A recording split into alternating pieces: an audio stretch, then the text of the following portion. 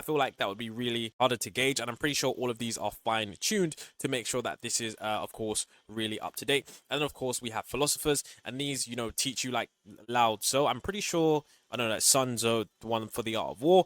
And I'm pretty sure like Marcus Aurelius, like all of these philosophers teach you many, many different things. So I think websites like this, and the reason I feel like this is going to be a bigger thing and why I brought this up is because the Black Mirror episode, what it actually did show us was the fact that we could clone people that were essentially dead and they got to live on social media. So imagine someone like an AI company decides to take all your tweets and then all of that person's, I guess you could say, voicemails, and I guess they bring that person back to life in the form of like an AI clone. I wouldn't be surprised if that was a company in the future, because we do have companies like 11 Labs that are very good at imitating your voice, so you can get the voice. And as long as you have enough data on how that person talks, you could literally just fine tune a very, very small model on that. And then essentially you could really bring yourself back from the grave. Although it wouldn't be the exact same person, it definitely would be interesting to see if this does become a reality.